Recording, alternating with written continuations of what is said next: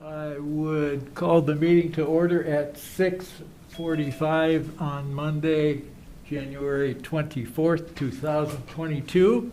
And I would look for a motion to go into closed session.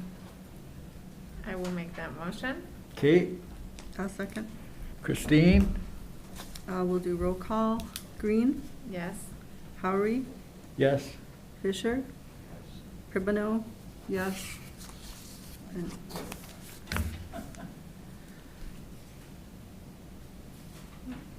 Halverson is, There he is, Right.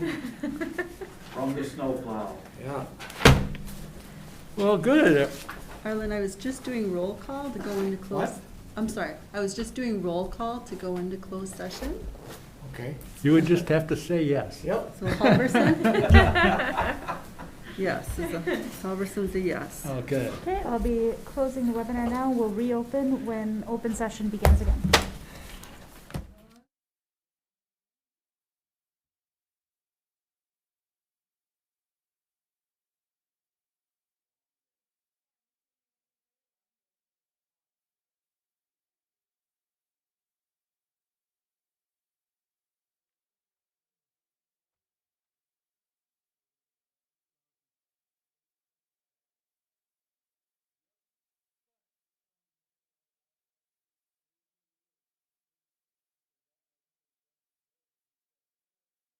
If you wanted me to, when you get to open session, I can, before you start reading or whoever's going to read the comments, I can do the invitation. Did I'll did be I sta- hear that we've only got two? We've only Yes. got two. I'll read one of them. I can read one. Kate, you got the other one? Yep. I can read, Candace Pennicamp. All right, I'll read Okay. Lighty. I am starting the webinar now.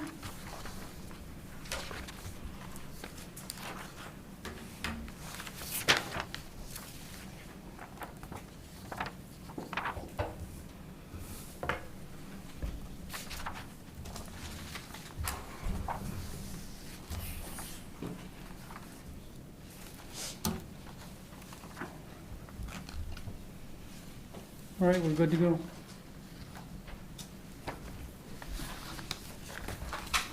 Okay.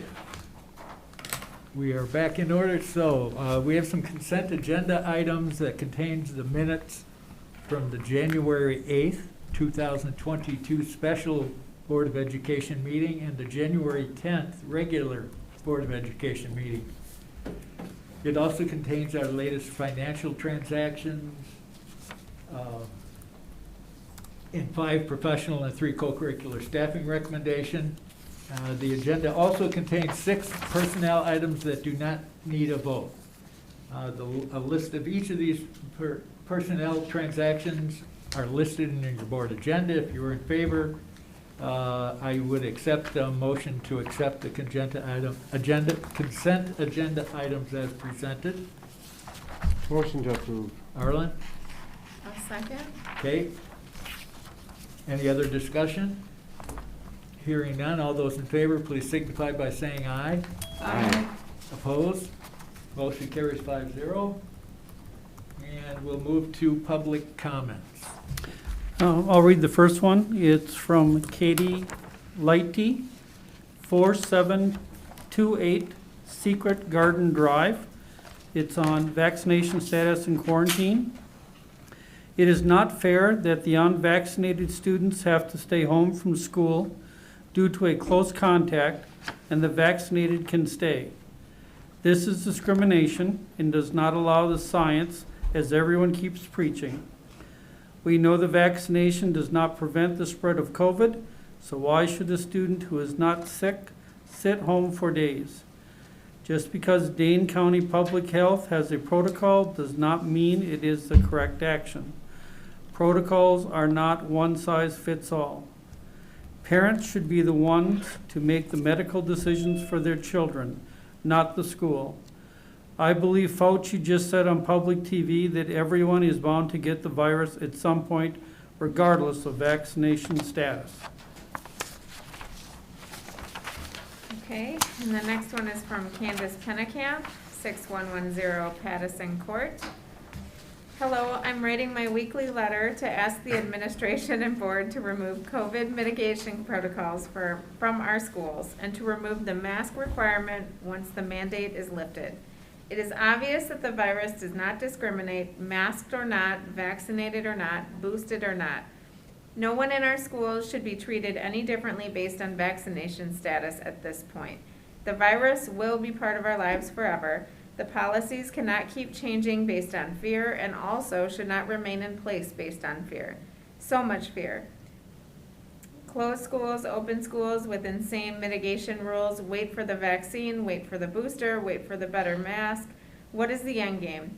We know the risk and who is most vulnerable at this point. We have vaccines and we have treatment. We need to move forward. My kids, all kids, deserve an education and a public school experience free of restrictions. They deserve to interact with their classmates at school in an environment that doesn't fear someone not wearing a mask or not wearing one properly. They deserve normal activities like homecoming dances, prom, winter dances, band concerts, sporting events, and graduation ceremonies. We forget that outside of this county, kids are having these experiences and have for a very long time, without masks, without distancing. Even when the understanding of the virus was unclear, we need to move forward without fear. Thank you for your time and efforts. Sincerely, Candace Pumpkin. All right, I believe Nope. that's, I would like to invite anyone who is attending the meeting via Zoom. If you'd like to make a public appearance by speaking to the board, please utilize the Q&A portion found at the bottom of your Zoom window. In the Q&A, we would ask that you type your name, address, subject of interest, and whether you have discussed this item prior to the meeting with either a district administrator or President Howry. After submitting that information, I would transfer you over to speak to the board. And I'd like to give them a minute to register if you wish.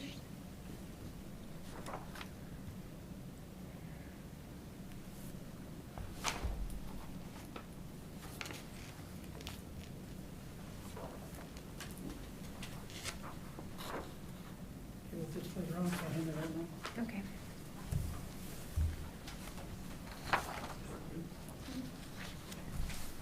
Thanks. Thank you.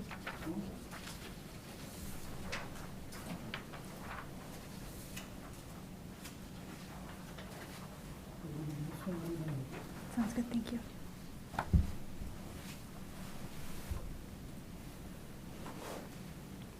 All right. We do not have anyone that has registered to speak. okay. Moving along then, in that case. Oh, this is fantastic. After much anticipation and excitement, it looks like our next step is to hear from the McFarland High School student report.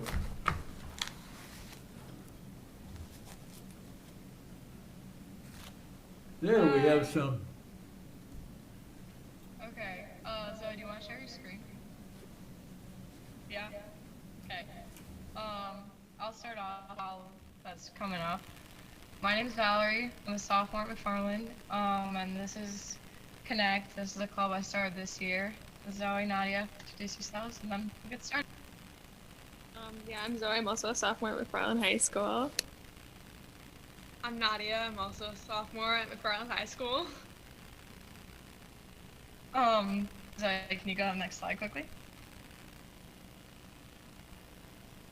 Okay, so basically, Connect is a club I started this year. There was a lot of uncertainty about where the admin and the school board and the students were affected, especially due to COVID. A lot of stuff that used to be in place kind of fell out.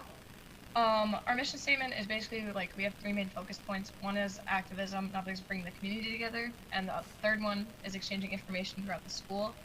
And currently, we're just taking initiative to make the school feel like a safer place where everyone feels seen and has an opportunity to learn about underrepresented groups, holidays, and overall what's going on within our district. We are a pretty small club at the moment. Not many people know about us, so a lot of our efforts are a bit smaller, but we hope to grow as like the years go on, and hopefully that'll become a much bigger thing than what it is now. So basically, I got the next question that I know a lot of people are probably asking is why us? Why not student council? Why are we here right now?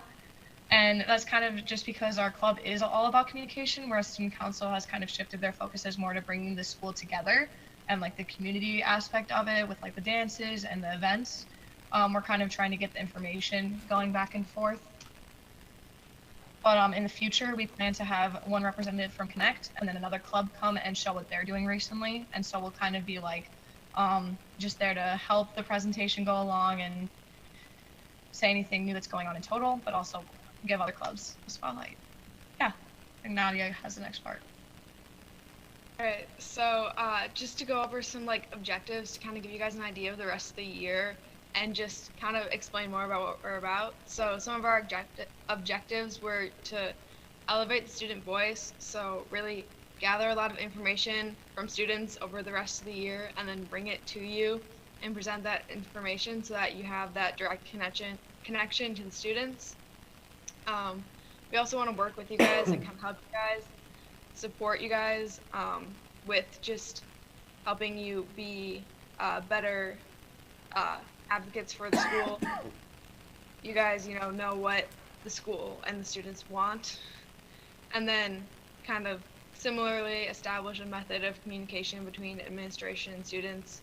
So just everyone in the school's administration, principals, superintendent, school board, kind of open up that relationship between high school students and all those administrative figures, just because high school students do care a lot about their school and they're old enough and wise enough to be able to have that discussion most of the time. So we kind of want to be that bridge.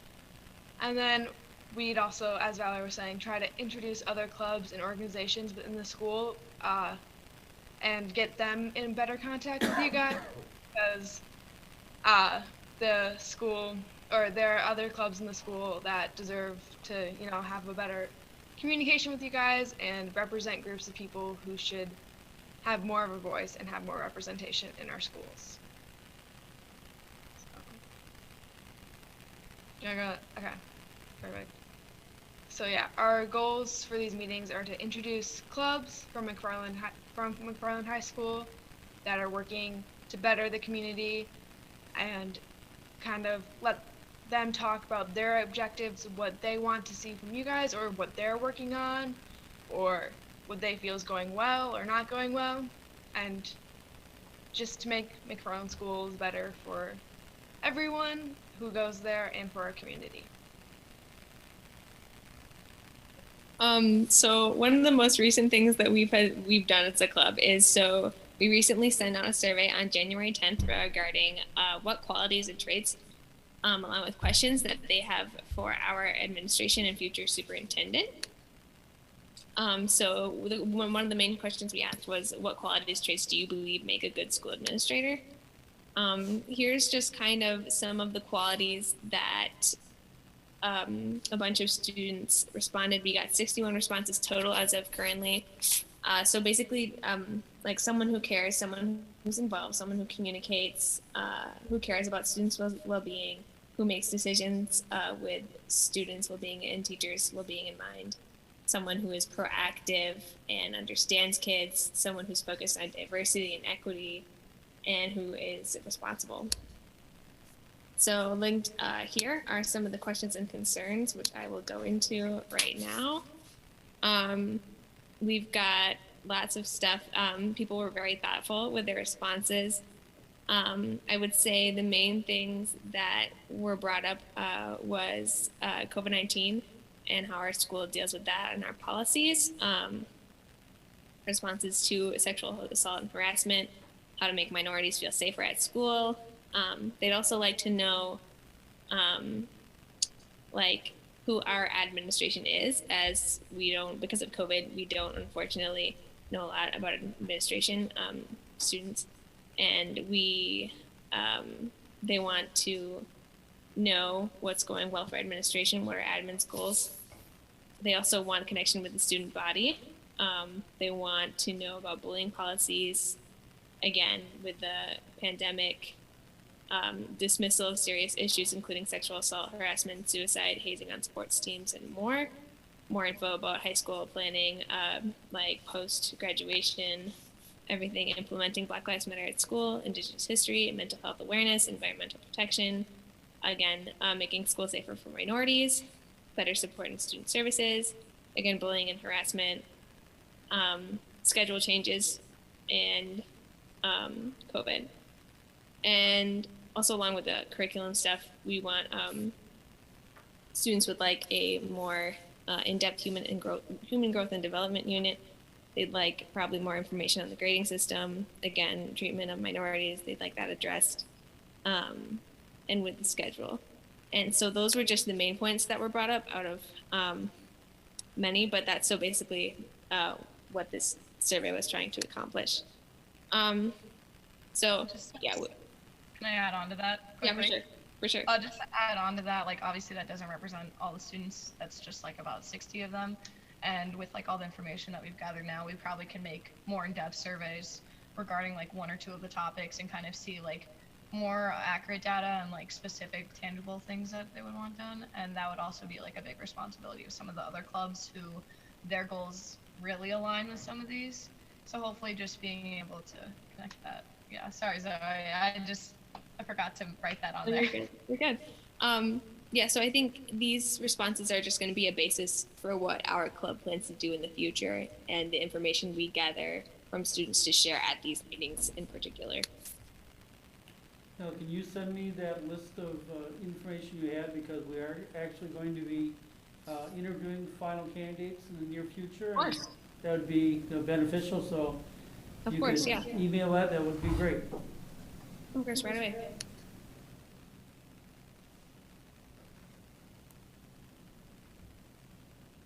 Okay, well, our club really looks forward, along with many other clubs, to collaborating with admin and the school board, and we hope we can just build this connection a lot more, especially with obviously COVID kind of tearing down a lot of things that happened in the past.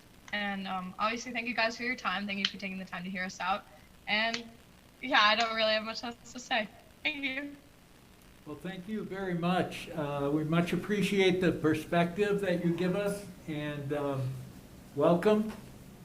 And please don't be strangers. If you want a voice, you got to show up. And thank you. Thank you. Thank you very much. Yeah, thank you guys for this opportunity. Thank you. Thank you. Okay. Moving on. I think, are we at My report. your report, correct? And there's several items on it. One is, this is Mentor Month, and there was a proclamation that went around for each of you to sign. And what this is a way of the board saying thank you to all of the individuals that serve as mentors to help our new staff along. So as we know, teaching, like any other field, can be very challenging, especially when you're brand new to the field. So what we do is we have mentor programs where we have people that actually go through mentor training that can help make those first years for our new teachers much more comfortable, in that they have someone to go to, they have someone that they can talk with in a non-threatening manner. So this is, January is Mentor Month, and the proclamation that you are all signing, so we can let everyone know that how much the district and the board appreciates these individuals that go out of their way to help our staff each and every day.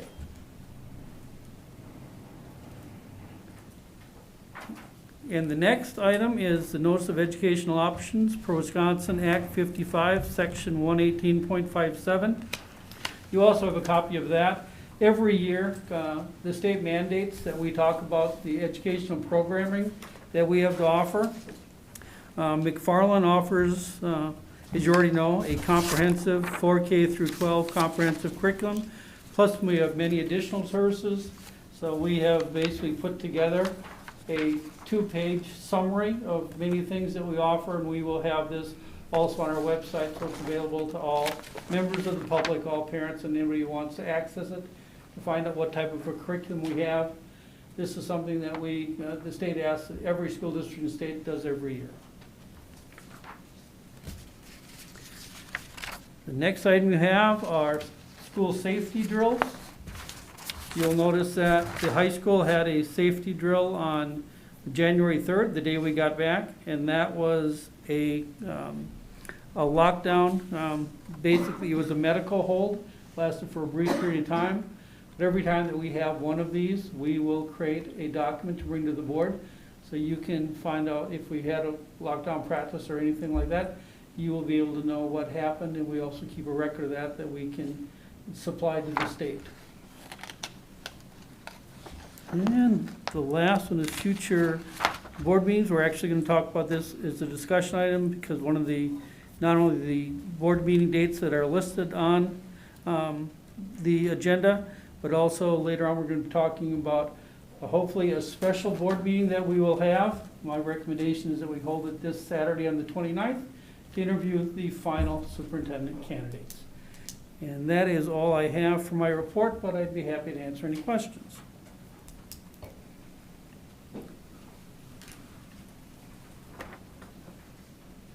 So, the 29th, this Saturday, right?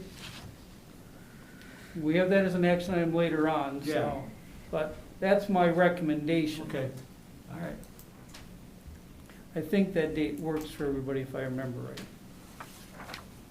Anybody have anything else they'd like to discuss thus far?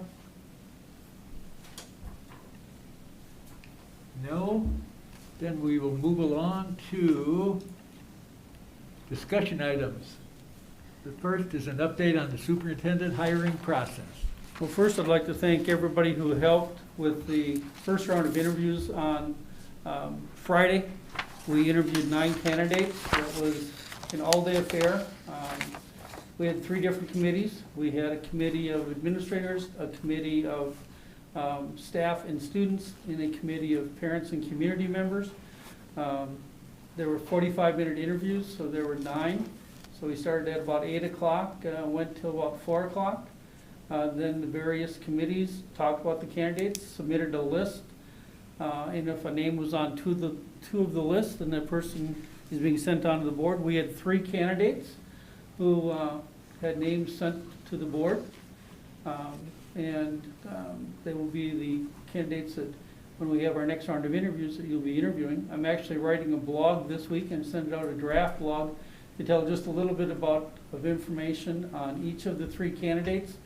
So just some basic information so people know who the 3 candidates are. Once you're a final candidate, there is no confidentiality. Then it is open for everybody to know who those final candidates are. So some things we need to work on. One is to select the date for the second round of interviews, which will come up later. Another is to determine basically the types of questions that you would like to ask. This is an important decision, so mine is as many questions that you that would like to ask, we will ask. So, I mean, I said we should about 20, but the bottom line is as many questions as you think it takes, the necessary to make that decision, we can ask that. In looking at an interview schedule, trying to determine how much time you'd want to spend with each one. What I could do is I could do blocks of about an hour and a half. That should give plenty of time to ask all of the potential questions that you would want. Plus, you know, a time for a momentary break should you need one.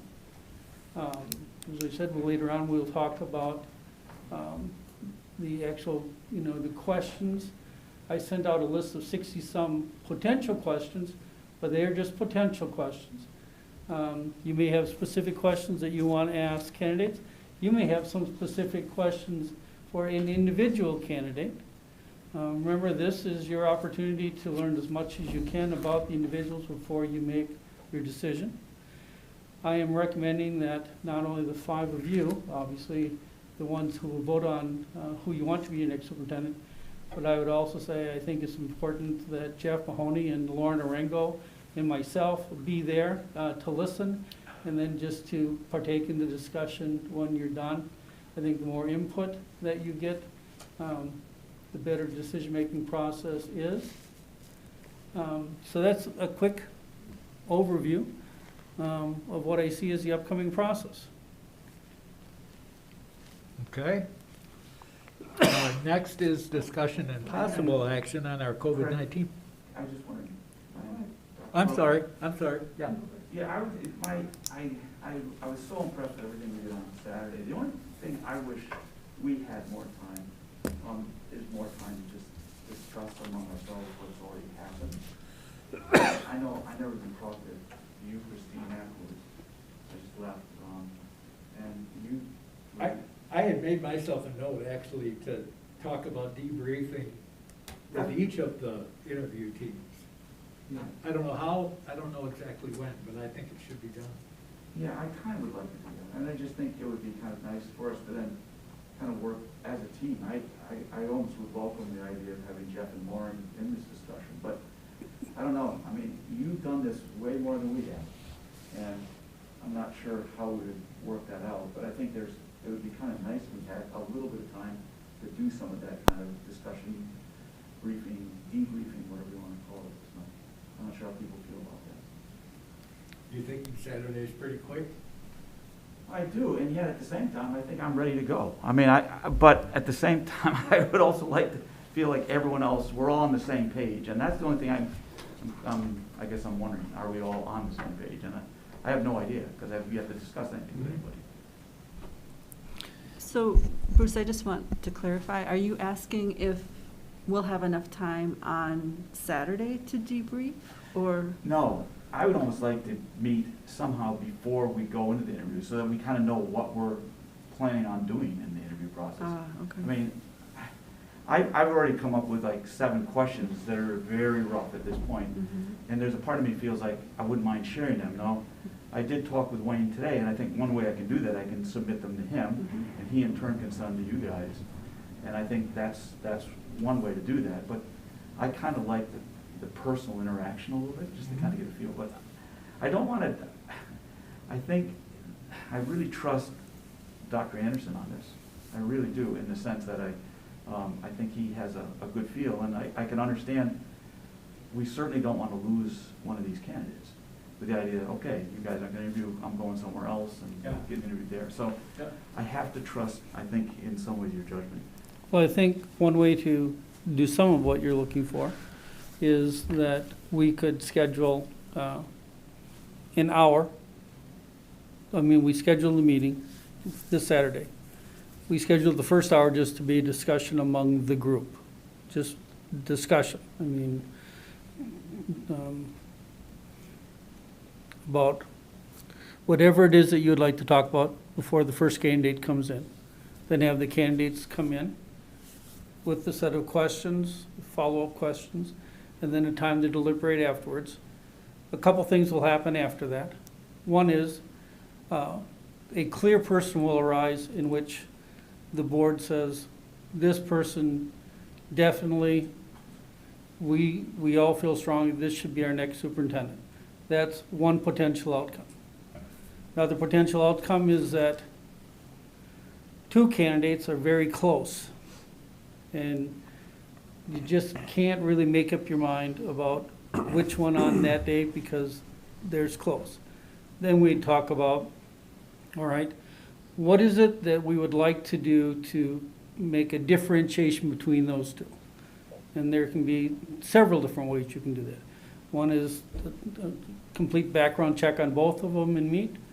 One is that I've seen done before, in fact, I participated in before, is community forum, in which both candidates would then be, you'd have probably at the Performing Arts Center. You would watch how they participated and talked among the other ones, and then you would meet again to say, okay, based on this, has one differentiated themselves from the other? But there are ways to do that, and then make your decision. So, but we could easily schedule some time prior to the first person coming in, just have a discussion. Now, being a type A personality, I would love to have the interview questions pretty much done before that last hour, and that would be everybody sending me their questions they would like, and then I send them back, and we polish them up until we have a list that people say, you know, I think if we ask these, we'll have a pretty good idea of what we're looking for. That is when before I came to it, that would have been what I would like. But I don't, I just don't want to impose on the rest of you, to me, I think that's an hour that's well worth having. Let's talk about it. And I also would say, I think it's really important that we submit them early enough, so then we have something to discuss, we can talk about. Gotcha. So, Christine? A couple of questions about the process. Will there be time for them to ask us questions? Yes. Will that be part of it? Okay. It seemed like on Friday that it was really helpful. Could we have their materials, as well as the position description? Because I'd like to, still push us to think about some kind of an evaluation tool that's really clear about what their capabilities, as well as potential areas that we're maybe not seeing that match the job description. Well, I could easily have the job description available. We could easily have all of the application materials available, so each of you had a hard copy. I'd like to look at that sometime before Saturday. Well, could we still go when we can? Yeah, okay. The answer is yes. Well, I will do that as well, but it might be nice to refer to those, against the job description too, so. And I think the pre-meeting is fine with me, but I don't want to speak for anybody's time No, either, so. I think we've probably been, didn't Angie check to see if?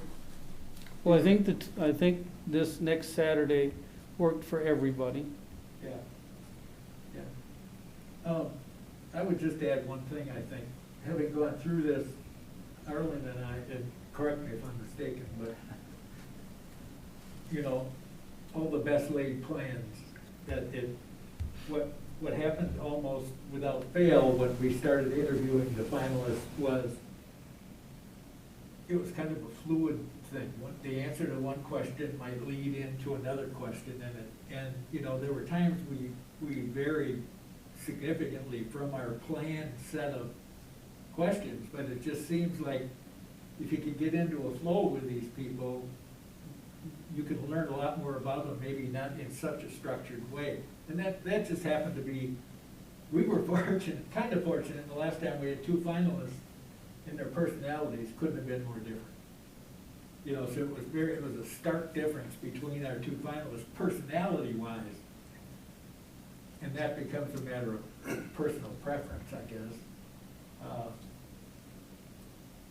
But to think that we're gonna be able to follow, a structure without fail, that just probably isn't gonna happen, because things are gonna pop into people's heads along the way.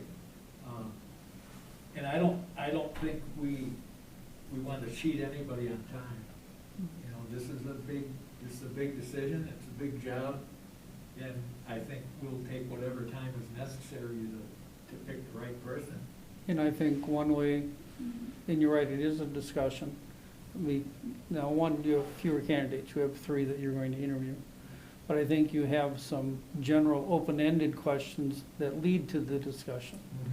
So it doesn't have to be a short answer, it can be more of a broader base question, in which there's an opportunity for the candidate to expound on their beliefs on different things.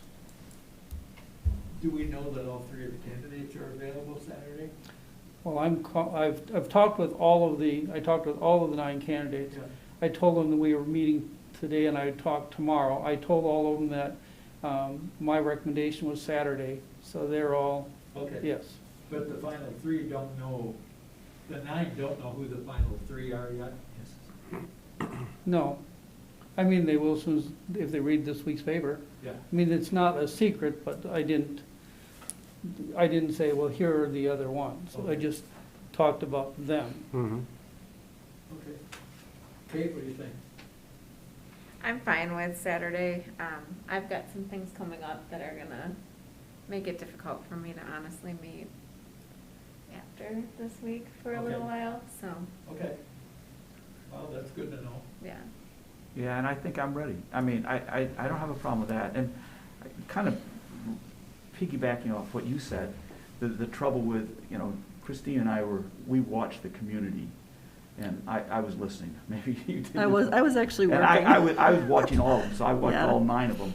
But it was so scripted that I felt like, as I'm going, my brain is spinning because I got a bunch of questions that never were asked.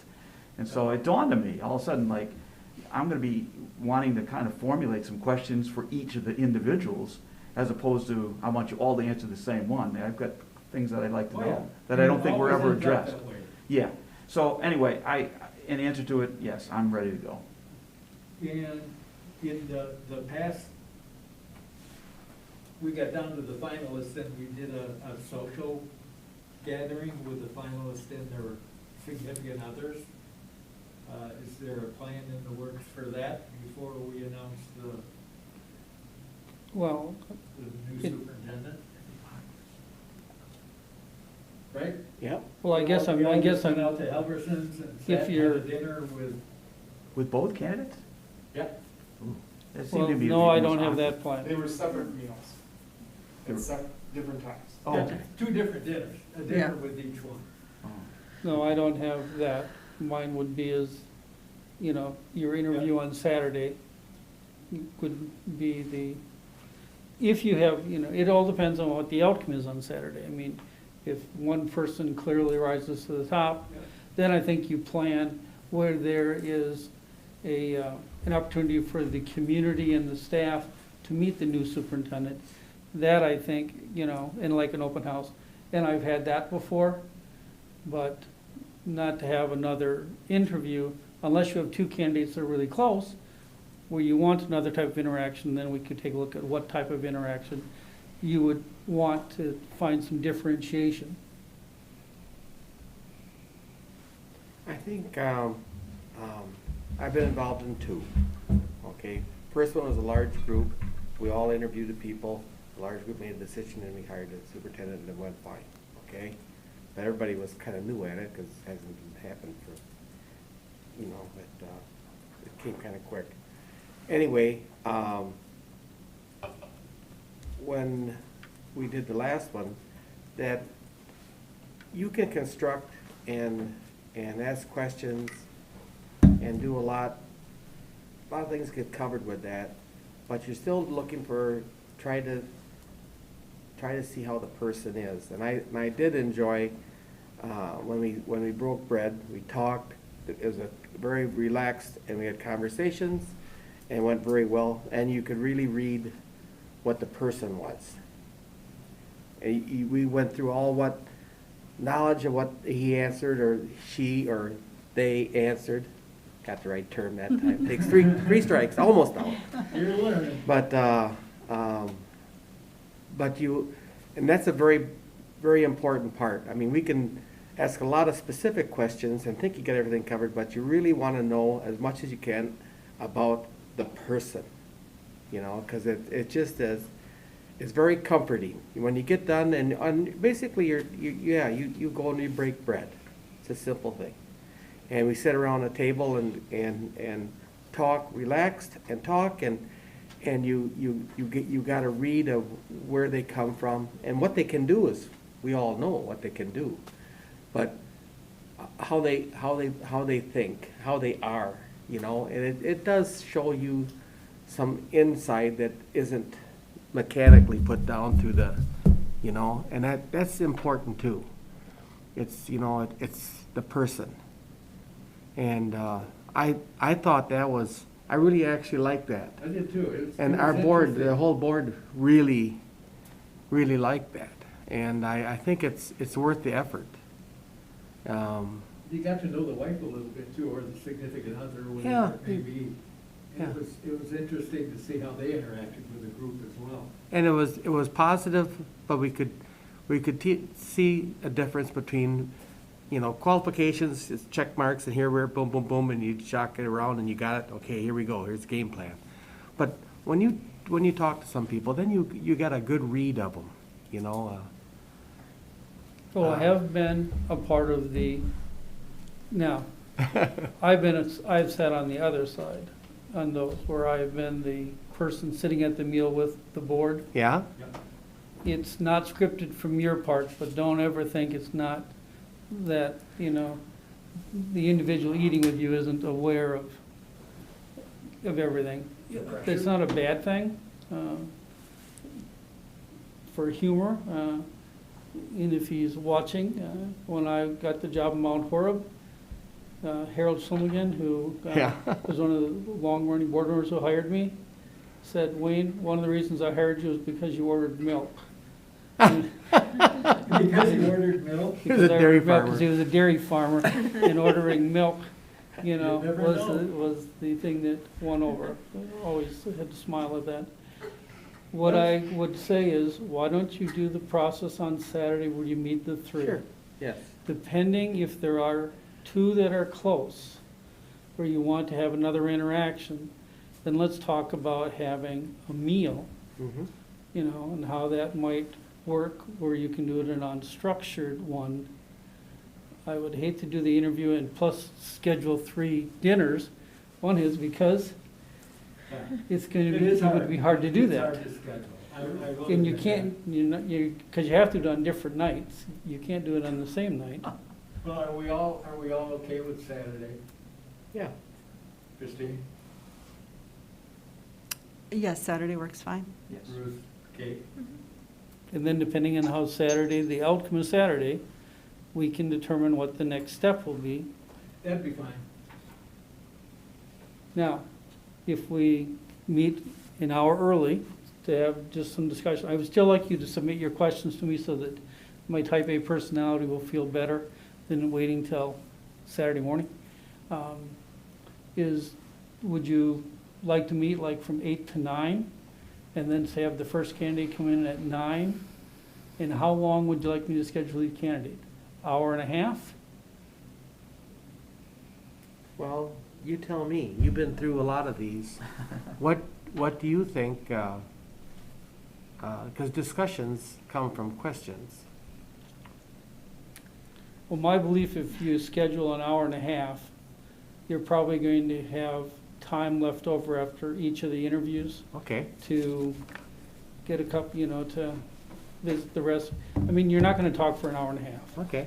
I could schedule it for an hour and 15 minutes, you know, but if I schedule it an hour and a half, then you could do it so we'd start at 9, 10:30, 10:30 to noon, noon to 1:30, and 1:30 to whenever you're done. Sure. But now we have the thing about lunch. Now, fortunately, Angie helped me, you know, actually, Jeff and Lauren, you know, that helped with the lunch the last time, because that's not my skill. I'll be the, you know, Yeah. there's skills I have and there's skills I just don't.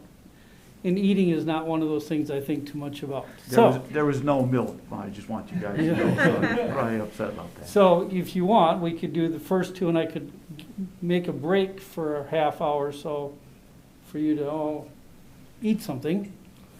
And then schedule the last one. That's fine. And then you could go to Culver's or Alette and pick something up or bring something, if that would be. So then I would do 8 to 9 discussion, 9 to 10:30, 10:30 to noon, have a break, 12:30 to 2, 2 to whenever we decide what our next steps will be. Does that sound okay? Any objections?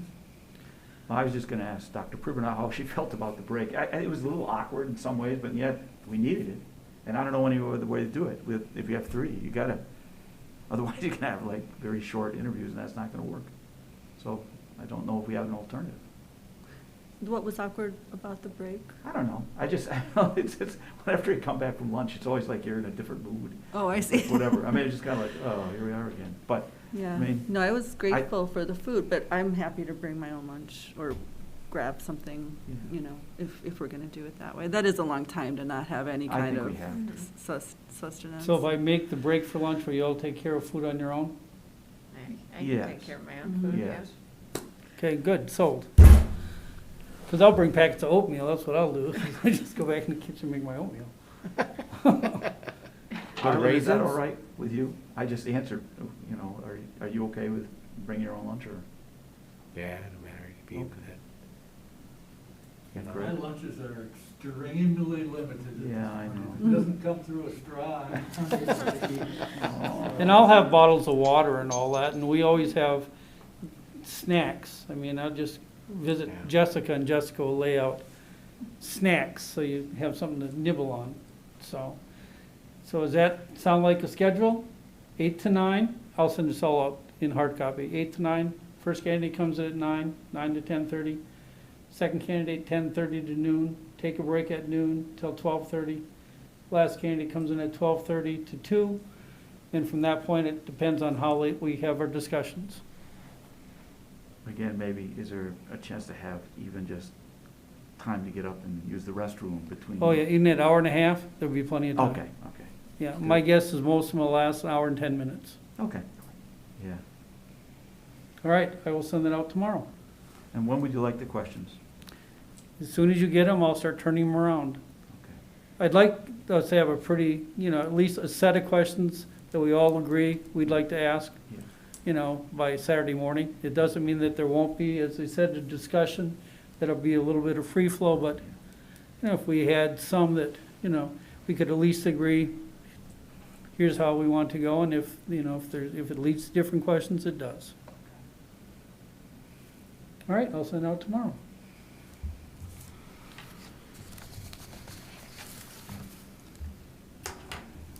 Okay, then we can move on to our discussion and possible action on COVID-19 protocols. All right, I gave you a little handout, because one of the things that we've talked about that other school districts went to is basically going to what I'll call crisis mode contact tracing. So it's basically where you contact the parents and all that, and if there's somebody directly involved, you contact them, but you do that rather than trying to do what we've been currently doing. I talked with Dr. Merwin. Dr. Merwin felt that that was fine and appropriate. Several schools have went to that in our area, and it basically, since we still are at a pretty high inflection rate, because as you can see from the chart, it's all red, is that it will at least allow us to, streamline our process, so we're contacting the ones that are most important to contact, but it doesn't take up all of the time of our administrative and secretarial staff and health staff in all of our buildings. And as I said, I did talk to Dr. Merwin, and these are actually some of the things that are Department of Health Services, so it's not something that we're way off in left field that other people aren't doing. It's actually becoming more common at this time. So I would recommend that we do that. If you need a better explanation, Lauren is standing by to, but Does this, should we adopt this, are we still aligned with Public Health, Madison-Dane County's protocols and restrictions that are read? well, it's aligned with the Department of Health Services. I don't want to speak for, that it would be for Public Health Madison-Dane County. I'd say there's several schools within Dane County that now have adapted this practice, including the largest school district, which is Madison. But I don't want to say that's what Public Health Madison-Dane County are recommending. But I'll ask Lauren if she wants to help me out. Thank you, Yes. Lauren. Sure. Welcome, So, Lauren. hi everyone. Public Health Madison-Dane County has actually talked with school districts on our weekly phone call, saying that understand the challenges that we are all experiencing with contact tracing, and part of that due to the test results we are getting later and later, and then the amount of time the kids need to quarantine for is different. They have said, given that we are all kind of in crisis mode, that they are on board with the idea of contact tracing just for high-risk populations and high-risk groups and activities. So that is something that they have told us in their school call. So what is high-risk groups? So when we think about a positive case, our high-risk groups would be people who live with that positive case, right? They are spending time with that positive case unmasked because they are in their own home. So we would identify whether it's siblings or other other school students who are living in an environment with a positive case, we would still look to quarantine those students, and then possibly athletics, given depending on what that athletic activity would be, right? If it is a highly physical athletic event, then we may contact trace, as thinking of wrestling as opposed to swimming, right? So that would be what we may consider high risk.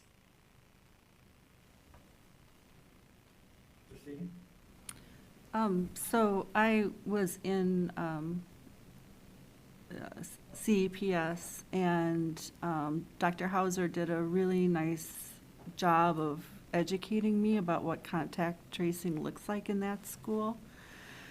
So I was wondering if I can ask a couple of questions. One is just a brief description of what it looks like. The second question is, how is it going to be handled differently while we're in crisis mode? Because it sounds a little counterintuitive, like if we're in crisis mode, we have a lot of students who are positive. It seems like there's more need to, but now I understand what are the, not drawbacks, but rather what are the limitations of trying to contact all of those kids and how it's affecting the educational environment right now for staff like Dr. Hauser and others. So can you just talk a little bit about, one, what it looks like now, and two, how is it going to be different? Sure. So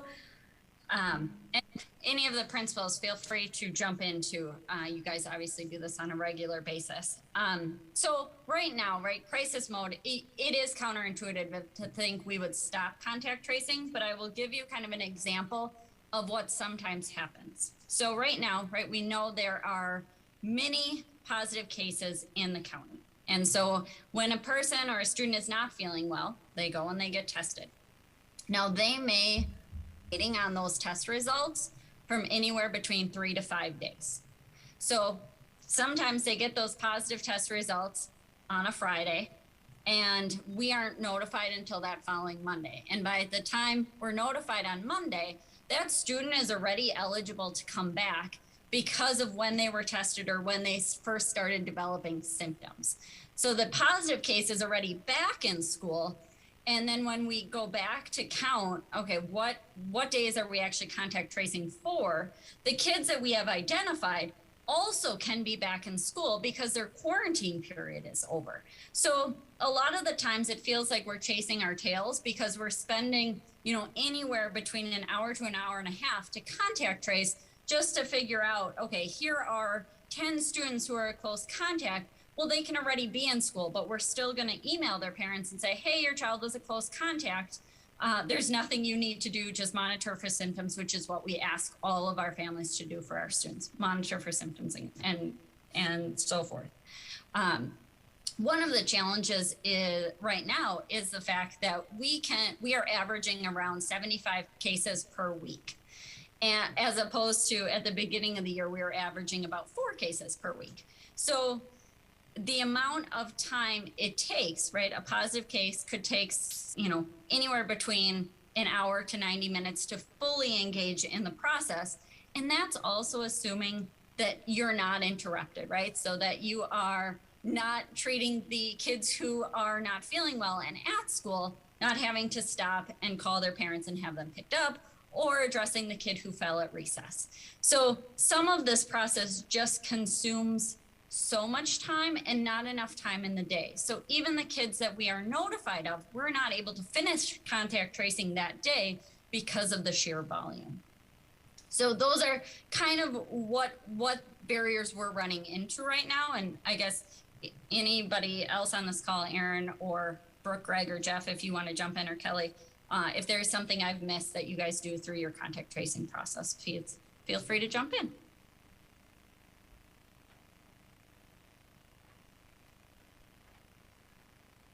I don't know that I would just support what you're saying, Lauren. Like today, for example, there were 3 positive cases that I learned of today, and the kids were already back. Just to kind of verify, not that you don't trust what Lauren's saying, but just to verify that's the situation. The tests are taking so long to get back that it you know, it's kind of making it not very helpful. But I know, you know, the other buildings have done a ton of this work as well, and it's just extremely time consuming. We're not seeing kids who are, you know, having the contact that are testing positive to the extent that it justifies the resource. Thank you, Aaron. Anyone else? Any I other would just questions add, here? I would add that in an effort to help the health services department, I know I'm jumping in also and helping with the contact tracing and the paperwork. And so it's taken away, it's not just our nurse's office, it's taken away from myself to do my job as a principal. And I haven't done principal things, it feels like, in 3 or 4 weeks because I'm trying to help out health services.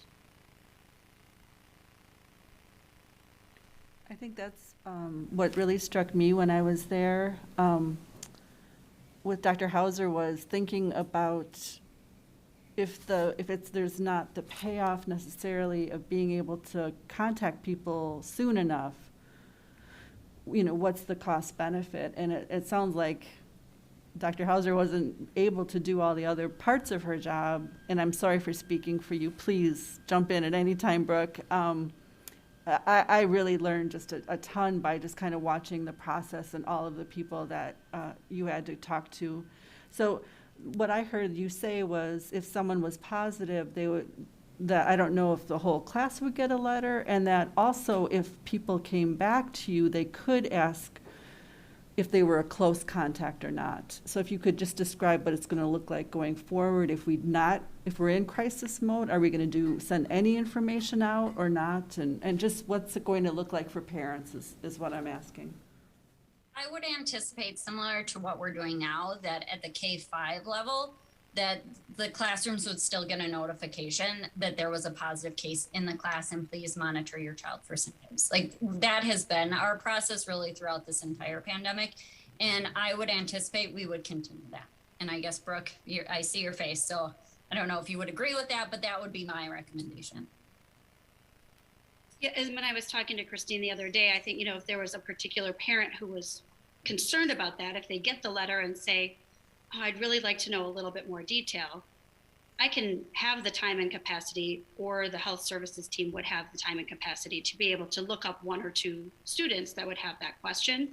It's just that sort of Venn diagram of the overlap of positive kids overlapping with these kids and these kids and these kids, and pretty soon there's, you know, 5 emails times 17 kids, and that's 1 class, you know, and multiplying that out, we just aren't getting that benefit, like Aaron was saying, of, you know, getting to kids in a timely enough manner to make that stop any contact tracing that needs to be done. So if we keep track of those positive kids and the rest of the kids all have their masks on and are doing their job as well as we've been seeing, which has been really quite outstanding with how they do with that's sufficient to keep them healthy. So we wouldn't want to, as administrators, say it's just too much work, we're not going to do it. That's not what we're saying. We're saying that it's worth the effort if it's proactive, but we're finding it's having to be reactive based on that time span of waiting for the test results. So I think we feel comfortable as administrators, all of us that have talked, feeling like if we're keeping track of those positive kids, we're keeping everybody safe to the extent that we can. Okay. Thank you very much.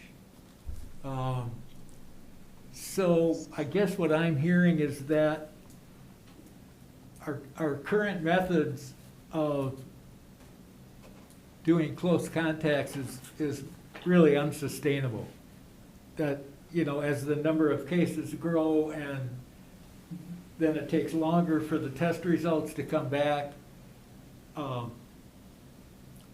don't know really what other options we have other than to move forward with this recommendation. And if I don't see a way around it. It just seems like it's just a mountain of work that now is not only taking, the time of our health services people, but it's taking time all over the district in each building that you've got, just trying to keep your head above water and do these close contacts. So, That's our belief. that being said, if we can't sustain the way that we're doing it now, I think this is probably our next best option. That's our belief.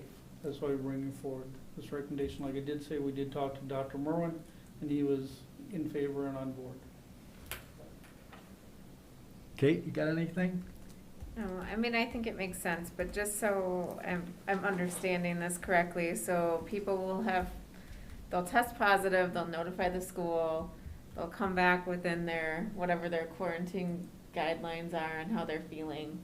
No one else will be notified that they were a close contact, correct? Unless it's like a sports, like an athletic team Or a classroom. or a classroom. But that's really K through 5, 6 through 12. That would be correct. Okay. Christine, you have anything? No, I mean, I don't want this to sound at all like, I wanted to help, but when you look at all of the data that you need to look at between seating arrangements and class lists, and it was getting into data and information that really I shouldn't be looking at. It's about, kids and their health and so Yeah. on. So I couldn't even help. Like, someone couldn't, even if we said, well, let's get volunteers. No, I mean, it's so complicated. There's so many layers to it that only someone who's immersed in the school can do it. So, and they need to be doing their jobs as well. Honestly, I was like, oh my God, what are we doing? So I was really glad to be educated about what it looked like. Also knowing that if a parent wanted to know if their child was in a classroom, that it would be easier to do it that way than some parents are going to be like, oh, okay, Yeah. Oh, yeah. But some might want to know, and that it sounds like everyone's willing to do it for that student. Okay. So No, I agree. it's definitely an educational trade-off right now, especially with kids out and staff out and so on. And I haven't even brought up subs yet. Are we still in decent shape in terms of getting the subs that we need? We've been really in good shape. Last week had a lot of good days. Today wasn't too bad. But, every day is Yeah. different. Best thing we've been doing is trying to keep going after more applicants and seeing if we can draw more permanent subs in, which it looks like we're going to have one more starting at the middle school. Might have actually started today, if I remember right, Aaron. Yes, started today, very grateful, in perfect timing. So we needed them today, so we're very fortunate. So if we were to talk about data, we had 9 students that replied from UW-Madison, Edgewood, and Madison that were graduates, of which we interviewed 2 and we hired 1. And this is just our first attempt at doing something a little different. And again, but this individual actually came through in another way, and so we're thankful.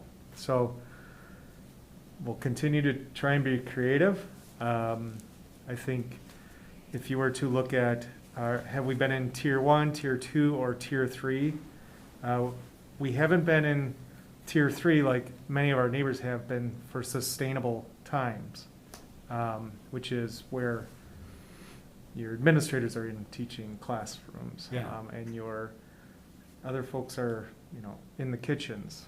We haven't been short-staffed on our custodial. We haven't been short-staffed on our food service. Our buildings seem to be doing pretty good. We still work with them if we see some glitches. We try to brainstorm with them. Mark Hoyer left some of his roles and I think spent 6 to 7 days work in a long-term sub-assignment. Darian Riggins, our reading specialist. So we've been People are going stepping to up. other individuals. And if we can kind of get through this next couple weeks, hopefully things are better. Do you hear anything, Kate, about I had heard stuff last week that they were thinking maybe it was gonna peak the first part of this week or during this week and then possibly level off, or have you heard anything to that effect? Well, I think it depends on the county. I think we're close if we haven't hit it, but even just watching, if you just watch the positive case numbers in the district, and I mean, through our work, it's definitely, it's slowed down a little. So I think we're there. We're really close to the peak if we haven't hit it yet. So. Okay. Bruce? Bruce? It's a challenge at work when somebody comes down with it, and then they ask them, on them, you know, who have you been around? And they start naming off people, and they weren't. And so I got those people get sent home, and I go, what the hell? I did not see this gentleman. You know what I mean? And so then and then there we are, kind of in a muck, I think you know? the reality is that contact tracing, like Dr. Anderson said, right now is virtually impossible in a lot of avenues, not just in the school, but everywhere, because you're coming in close contact with so many people who have been exposed or have the virus. And I mean, what I think is gonna happen in the next few months is that this is gonna move from a pandemic to what we call an endemic, and that means it's everywhere, and we need to kind of change our way of thinking, but we'll see. We're waiting for the CDC to change that, so. Okay. Bruce, have you got any? No, I think we're doing the best thing we can. And I was just happy to hear, the only question I had were the administrators on board, and it sounded like all the principals were. So I think we're doing the best we can. Arlen? Yeah, good to go. I would agree. So if anyone would like to make the motion, we'll certainly take a vote. So I will move that the McFarland School District move into crisis mode for contact tracing K through 12 health staff. Will contact trace for high-risk activities such as athletics and for individuals living with a positive person. Do I have a second? I'll second that. Bruce, any other discussion? Hearing none, all those in favor, please signify by saying aye. Aye. Aye. Opposed? Motion carries 5-0. Discussion and possible action to review longevity pay. This is one of the things that the Berserk Committee has discussed at its last 2 meetings, if not its last 3 meetings. So one of the things that was asked is if the board would be willing to look at this. So what my recommendation is that the board be willing. You have a 2-year agreement for salary, but that you do agree to open it up, and then we can take a look, and we can bring you the information and talk about the longevity pay. And depending on what's decided, the board can make a decision at a future date on longevity pay. But just a couple things to set in motion is that, remember when you did your agreement, one, we didn't know what the outcome would be of the state budget. And the outcome of the state budget was pathetic, all right? That's, you know. It is. I mean, there's no other way to say it, really. Basically, they said you're not gonna get any more revenue. Well, when expenditures go up and the revenue doesn't go up, it makes for a budget challenge. So you had already been pretty generous to make sure that you were competitive and with all your neighboring communities. So I think you want to take a look, so you can honestly take a look at it, determine if there is something that we can do. But just to realize that when you have no additional money, you know, if you decide to put money in this pot, you have to decide what other pot you're going to take it out of. But what my recommendation is that you do open it up, and then we can discuss, and depending on what we learn and all that, then you can make a decision at a future date. I think the driver to this is, and Jeff, you can help me with this as well, it may have been a year ago that in the PERSERC setting that we were talking about compensation. And there was a initiative to make some flat cash payments to certain individuals on staff. However, the way it worked out was those on longevity weren't getting an equal, I don't know, bump, I guess you would call it. And we had committed to at least taking a look at getting the people on longevity, I don't know how to really describe it, bring them up to the same level that we did the others. And then adjustment. Yep, and then make an adjustment. And I think just the fact that we committed to at least opening it up and talking about it, we have to do that. Yeah. Jeff, you help me. Well, I think it's fine if the board wants to relook at the questions that have been circulating for 22-23 Right. about longevity.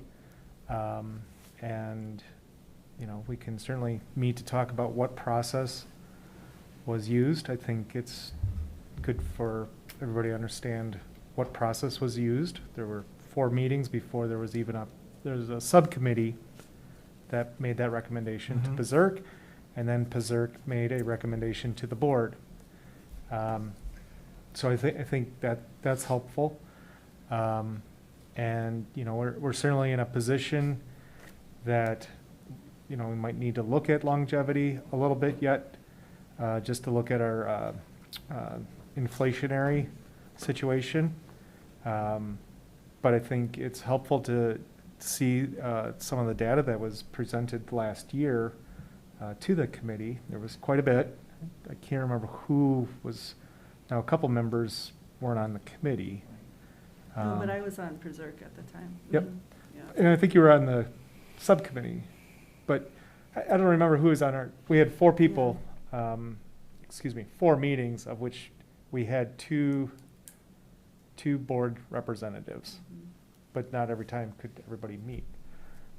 So it's fine to probably, you know, go back and re-review if that's what the board would like to do. I would like to, at the very least, reopen it and. Related to longevity 2022, Correct. 22-23. Yep. So I would go ahead and make the motion. I'll move to I reopen have a staff question. comp. I have a question. Oh, I'm sorry, Kate. It's okay. So I don't really fully understand, like, what are the qualifications for, I wasn't on the board when we did this last year. So, longevity pay, like, can you just give me a Sure. basic So description? we have a salary schedule that looks like a spreadsheet that has different spots in the schedule. And at some point, a person will enter into what we call longevity, which is 3 zones where a person, if they haven't moved from left to right with educational experience or, you know, new knowledge, they might drop into an area at 1%. For instance, we have one individual that is in the 1% area. Then we have another group that's called the 2% zone, and then there's a 2.5%. Now it's all kind of laddered. So our salary schedule right now for this year, currently we have wages that are running between 43,000, that's our beginning, and ours that are furthest over are somewhere in anywhere between 78 and 82 per year. So there is a lane end, and that's been kind of a little bit more of the vocal group of we don't have other spots to move, even if we take more professional development. There was a recommendation from the subcommittee to PERSERC to create a committee to study for 23-24 and beyond other salary schedules that exist around Dane County and the state of Wisconsin to see how ours compares to others. Most districts that have moved on, take your Stoughton's, your DeForest, some of those as an example, have went to a more compact salary schedule that moves folks faster to a higher wage. In other words, trying to incentivize people to come to education, stay in education, but what that's created is more monetary, faster, budgets moving faster. But then that's where a lot of districts that put those in place put caps on top. We don't have a cap on ours. We still have longevity movement that doesn't cap. So, Okay. Did I answer the first question about how I could hand you a copy of a schedule before all of you leave, or send it prior to our next meeting with some more explanation. Okay. Yeah, it's not like it's a number of years, where you're That's what qualified. it sounds like when it's called longevity pay. Yeah. It sounds like it's Well, based on. I mean, it is. It takes a while for a person to get into it. Right. Depending on when they choose to, what they choose to do for education with the lane. Yeah. So you have your annual change, and then you have your educational lane changes. Okay. And I'm certainly supportive of reopening it, and I think that for me, the difference has been the quantitative and the schedule that shows where everyone's moving salary-wise and what's happening qualitatively. So there's 40 people who are in that longevity who got a few $100 raise in this last year, and some who are younger who got thousands of dollars of raise. So we've got this group of people who've been here a long time, stayed with us through the pandemic, who got very little because of it only being 1% versus a 2% or whatever the data says, plus the thousands of dollars raised. So what's happened is this feeling of, well, I've been here, why aren't you supporting us?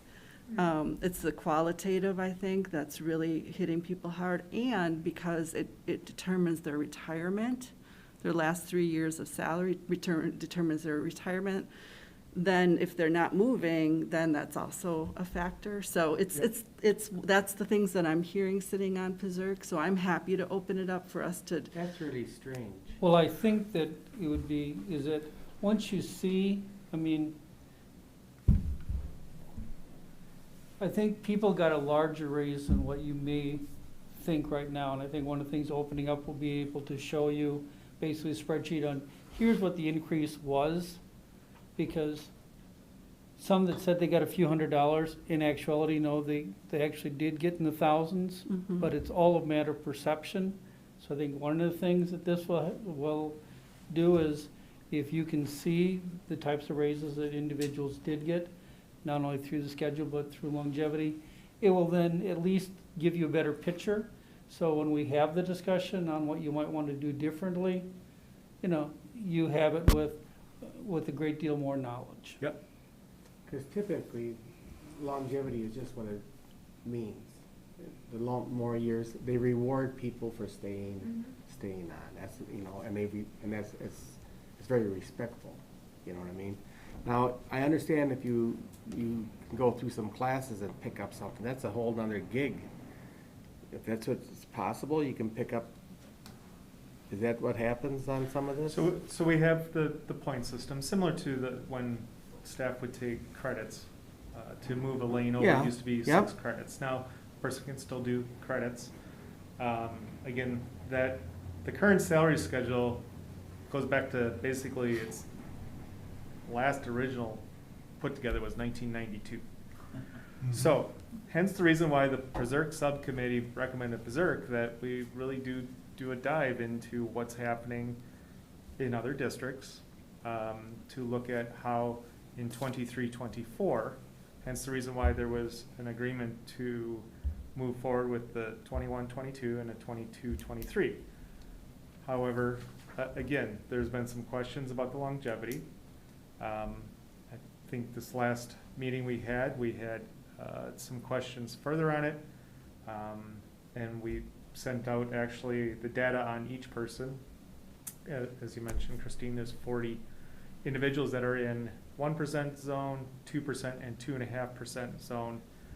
And they do have the opportunity to bounce back into the schedule if the salary schedule, if the amounts in the cells above them or below them gets increased more than what their percentage increase could be with just longevity pay, then they bounce back in the schedule.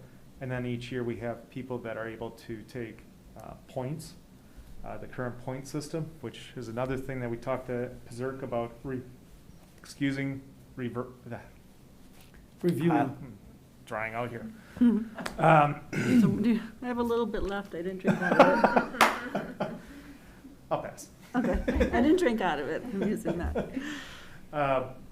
So I think, similar to what we brought forward to the PZERC subcommittee, is we'll bring the data back about what's happening in the county about where folks are with the higher wages and those with the starting wages. And we'll provide that data again, along with our data of where our folks moved. I did, again, provide to the full PZERC, I think last Wednesday I sent, that showed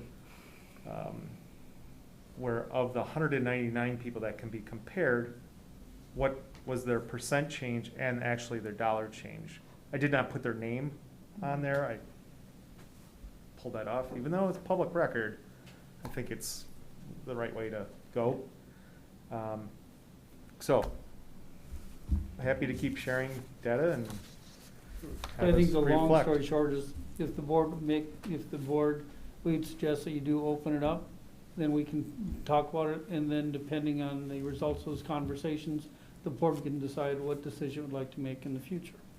And some of that will be looking at competitiveness with other districts if they're doing it in our county. So we don't know what the rest of the county is doing either. Well, we'll take a look and, based on the information that, we can share or that we can get for you, you can make some type of a decision. The decision may be to make a modification, maybe to be the same, but until you get the information, we have the discussion, it's hard to take. But we would say, open it up and we can have those discussions. Yep. Very good. Thank you. So Well, we Gonna need to make the motion? Motion Yeah. on that, right? I'm happy to. I move to reopen staff compensation discussions pertaining to longevity pay for the 2022 to 2023 school year. That doesn't say where those discussions happen, but that's the motion. Got a second? I'll second that. Bruce? Okay. Any other discussion? Hearing none, all those in favor, please signify by saying aye. Aye. Opposed? Motion carries 5-0. Discussion and possible action on the 2021-2022 school calendar. All right, I asked this one to be put on the agenda. Middleton Cross Plains recently had an article, and they let us know in advance that they were changing 2 of their days in February to basically give staff and students time off. They're going to modify their schedule. They wanted us to know. So, of course, all the superintendents started having their discussions about what they might want to do. So basically what I put this is, if we did this once already, we took the Wednesday before Thanksgiving and we made that a non-school day for everyone. So if the board would like to open it up again, then rather than tell you what I would like to do, what I would say is, if you're willing to entertain opening up the calendar for a modification of some type, I have a council meeting tomorrow. We will talk about what type of suggestions might be the best that would work. I mean, offhand, I would say, okay, let's take the professional development day and just make it a non-school day. But the trouble is that this last Friday was a professional development, and I grabbed a lot of staff to do the interviews. So, so they couldn't participate in the book study. Well, if I take another professional development day again, it's the book study suffers again. Well, then what is the commitment? So, Is there a way we can do it without well, taking up a professional Well, what will Development happen is, between the aid council, we would come up with, what do we think might be an alternative to recommend to the board? I would send that out to you this week, and if it was something that was at least worthy of discussion, I would put it on February 7th agenda as a discussion and action item. But I don't want to do that unless the board would say, yes, we're willing to take a look at a potential calendar modification for this year to give some additional time to staff and students. I think if that is going to be in the form of time off, I think we have, just based on the feedback we got last time for the pre-Thanksgiving, we need to give parents as much notice as we Right. possibly Yeah. can so that Right. they can There was get not some enough time. Yep. arrangements made to get their kids taken Yes. care of.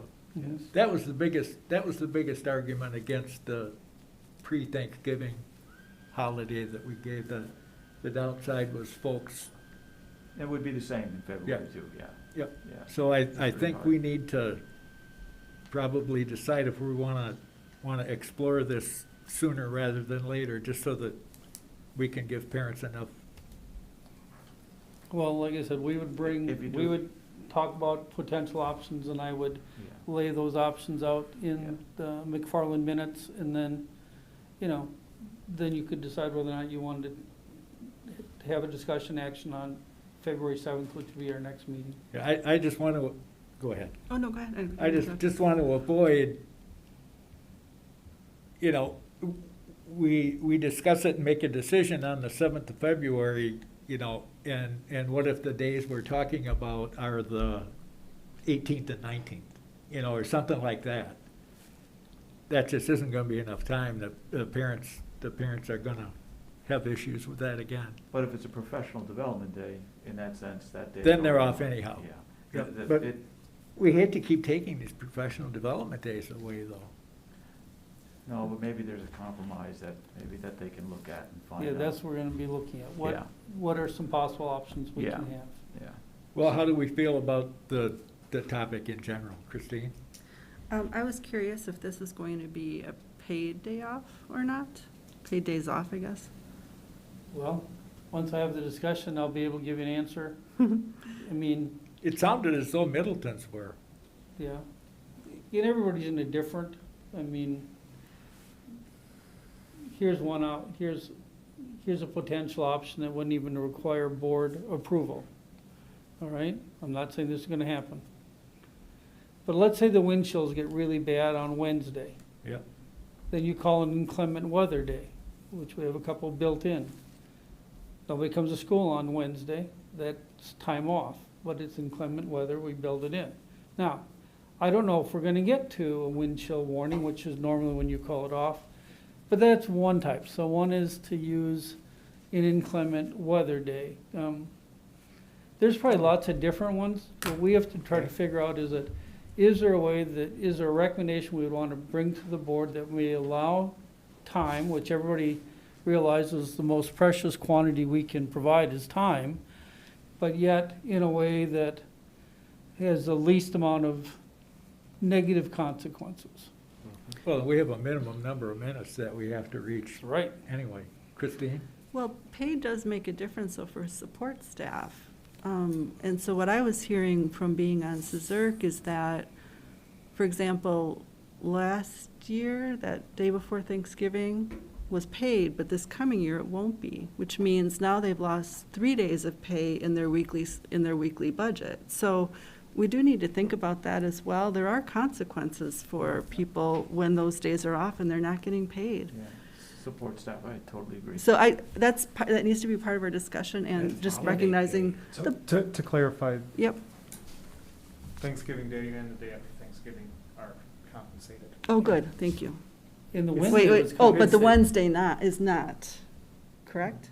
That is because there's a shift in where the calendar is Yeah, to not have that school day, that as a school day. gotcha, okay, So there was movement to another place. okay. But this year it all I'm was. saying, yeah, I'm sorry, let me But- just finish my thought. All I'm saying is when it comes in the midst of a holiday or something like that, and you're doing, I understand now that those are paid, that there might have consequences for someone's paycheck. So if we could consider that as well, that's all I'm saying. I just want to be clear when we're making the I just wanted to decision. clarify. Yeah, that one's not paid, two are, if you're a support staff, correct? Correct. For that week. Okay, and that, I just feel like we need to consider that when we're making a decision. But also, to clarify, that's in next year's calendar. Mhm. This year's calendar, the Wednesday was paid to everyone. Correct, right. But it won't be next year, yep. So, So if you're open to it, we will take a look and bring back some suggestions. If you're not, then So we don't need to make a motion on this, we just, or do we need to make a motion on this? well, if you're willing to, what I would, I'd appreciate at least maybe a motion that, yes, Yeah. you're willing to look at opening the calendar, Yeah. so that then we can look at some potential. So at least it would be, yes, we're willing to take a look at that, depending on what it is we bring back. And the bottom line is we'll be talking about that tomorrow, so I'd be able to tell you at the end of the week what we're thinking of. But I don't want to, there's lots of different ideas floating out there that need a lot of discussion yet. Okay. Well, Craig, can I make that motion? Yes. Okay, well, then I will make a motion that Dr. Anderson meets with the A Council and looks at the idea of a change in the 2021-22 school calendar. I'll second. Any further discussion? I just want us to be cautious about, I think this can be a good thing, but I also think it can be a bad thing in many ways. So I realize everyone needs a break, but I also think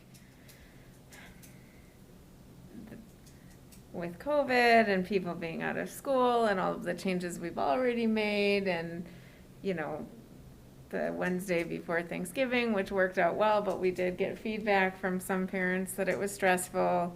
I just am trying to think about, I have parents in my clinic crying because their kids are being kicked out of daycare, right? And when I'm talking about this, I'm talking more about the young families, but these kids are being sent home because they're close contacts, and then they go back to school and they get a runny nose, and then they're kicked out for 10 more days, and it's like these parents can't go to work and so I just want us to always think about those things when we're making decisions like this, because then that's a child who then needs to find a place to go so that their parent can go to work. So Well, I would just say, as far as a professional development day, it doesn't change anything. if it's a professional development day, I agree, but then at the same time, you have to be cautious about taking away their professional development days too. So. Yeah. That's all. No, I don't disagree at all. Yeah. I feel like I'm perfectly willing to have the discussion and see what the administration can do in terms of I agree. something that has the least negative impact, on the district as possible. And that's what we're going to talk about. Anybody else? Okay. May I ask for clarification on the motion? I have motion by Fisher, second by Halverson, to reopen the 2021-22 McFarland School District calendar for administration to investigate options for potential days off with A Council. Wow. I think that was better than the original motion. yeah, it kind of was, sorry, Bruce. Nice job. Are we all good with that? Yeah, that doesn't mean. Yeah. We're just, a proposal will be brought to us, Yep. correct? Right. Yep, okay. Any other discussion? Okay, hearing none. All those in favor, please signify by saying aye. Aye. Opposed? Motion carries 5-0. Moving on. Action on 2022-2023 open enrollment policy. All right, now there's actually several motions that you have to make. So this is one of those that are it's something you have to do every year. You have to set your open enrollment caps, which allows how many students outside the district can come in. We're not asking that you change it from what you've done the past several years. In other words, you basically capped your open enrollment numbers, so you're not letting individuals in, basically it's gonna be people that, move into the district or residents, or people who have already open enrolled into the district get to stay till graduation. So what you see is basically all those columns, but the motions that I've written in the McFarland minutes basically say you're going to continue the same practice in open enrollment for the upcoming school year as you have for the past several school years, which basically means you're basically severely limiting the number of open enrollment students that can come into the district. Based on unavailability of space. Yeah, Right. yep. Based on the projections. Based on the projections Yep. that were provided. Okay, I would make the motion to approve space availability in the schools, programs, classes, or grades within the school district as presented by the administration in the January 24, 2022 board agenda. I'll second that. Discussion. Hearing none. All those in favor, please signify by saying aye. Aye. Opposed? Motion carries 5-0. Right now, the second one goes along with the first one, so you actually have three motions that you need to make in a row. Because obviously the people that are already under open enrollment get to stay. Okay. I make that motion. Read it off there, will you? I move the board will not create random selection. Is that the one? No. Nope, the one just before that. I move to grant guarantees for currently attending pupils and include currently attending pupils in the count of occupied space. I'll second that. Any other discussion? Hearing none, all those in favor, please signify by saying aye. Aye. Opposed? Motion carries 5-0. Now you have one more to make. I move that the board will not create random selection wait lists for each grade. Do I have a second? I can second that. Bruce? Discussion? Yeah, can you just clarify that a little bit, please? Wayne, would you like me to? Go ahead. So it does get a little goofy because we have the virtual school. So up in that chart, you'll see that we have 0 room at the inn, but the virtual school is unlimited. Mhm. So if we had any availability, we would have been asking for a random process. Mhm. But since we have no room, we really can't create that random list because we won't have any. And the virtual school is unlimited, so they don't have to have that. So that's why we have had that motion. This will be our 5th year with this motion.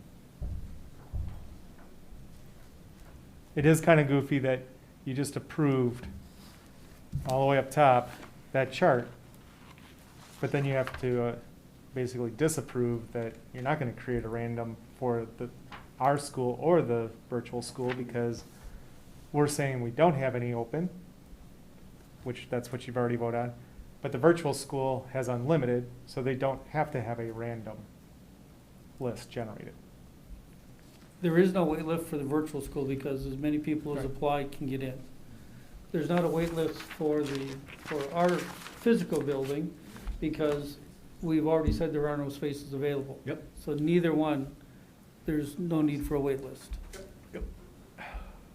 Anything I'm else? sorry, I'm looking puzzled because I was looking at the inside school. Wasn't there an issue of how that wait list, because they have a cap at 250. Trying to remember if this motion is consistent with what the DPI said about that school. When I saw that information, it did not look like it pertained to this. To this, okay, so Right. I'm just, for some reason, the idea that there was something about the list with. Their conversation was about that there's a disagreement between DPI and the virtual school on can there be a cap? Ah, thank you, that's right, thank you. I just wanted to make sure we weren't, Right. like, making a motion against what they are supposed to be doing. Yep, appreciate that. Yep, okay. Okay. All those in favor, please signify by saying aye. Aye. All right. Opposed? That motion carries 5-0. Action on second round of superintendent interview dates. All right, so this is where it's the action item we talked about earlier. So this would be the motion to have it on Saturday, starting at 8 o'clock. Yep. You don't have to have an end time, but that we would have our special meeting this Saturday, January 29th, starting at 8 o'clock a.m. And Here- is this is a closed session meeting, or is this a work? No, this is just, Just as, like this? it's just, yeah, it's similar to when we selected the candidates. Okay. So do we have to go through the posting and everything for the meeting on Saturday Yep. then as well? Yep. Okay. Someone care to make that motion? I'll do it. I move to hold a special Board of Education meeting on Saturday, January 29th, 2022, starting at 8 a.m. for the purpose of holding the second round of interviews for the position of superintendent. Do I have a second? I will second that. Just, do we need to mention anything about Jeff and Lauren be there? We don't need to, okay, Nope. good. Any other discussion? Hearing none, all those in favor, please signify by saying aye. Aye. Opposed? Motion carries 5-0. Action on application for girls hockey cooperative team renewal. All right, we're in several co-ops. One of the things that WI requires is that when we have a co-op, that it comes to the boards have to approve it. We have two of them. One is for girls hockey and one is for wrestling. So it's just an action we have to take so we can continue the cooperative team. And I might add that both of these cooperative relationships have worked out very well for both schools to this point. I move to approve the WIAA Girls Hockey Cooperative Team for the 2022, 2023, and 2023, 2024 school years. I'll Do I second have that. a second? I'll second that. Okay, Bruce, discussion? Okay, hearing none. All those in favor, please signify by saying aye. Aye. Opposed? Motion carries 5-0. Okay, now we need one for wrestling. I move approval of the WIA Wrestling Cooperative Team for the 2022, 23, 24 school year. Thank you. Do I have a second? I'll second that, Arlen. Bruce, discussion? Okay, hearing none. All those in favor, please signify by saying aye. Aye. Opposed? Motion carries 5-0. And the last agenda is one we've had every meeting, is that with WEVA, there are certain students that are being sent back to their district because they're not performing. Lack of engagement. I move to recommend the presented students return to their home districts from WEVA, Destination Career Academy, and Insight, as allowed under Wisconsin Statute 118.408G. Do I have a second? I'll second that. Kate? Discussion? Hearing none. All those in favor, please signify by saying aye. Aye. Opposed? Motion carries 5-0. As you can see, we've got the next several board meetings listed. And Friday the 21st, okay. All right. I would look for a motion for adjournment. I'll make that motion. Bruce, second? Second. Arlen?